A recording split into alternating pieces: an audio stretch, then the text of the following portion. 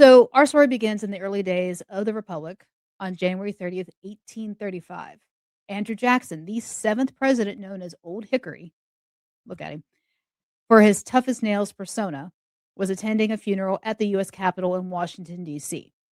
Now, as he exited, an unemployed house painter named Richard Lawrence stepped out and from behind a pillar fired two pistols at point blank range. Miraculously, both guns misfired due to damp weather, so President Jackson was unharmed.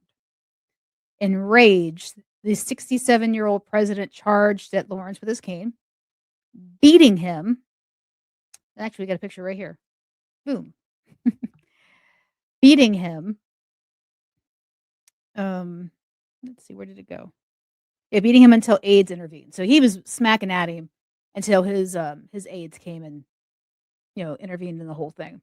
Lawrence was a delusional Englishman, and he believed Jackson had killed his father and blocked him from becoming king of England. Yeah, so he definitely had some psychiatric issues.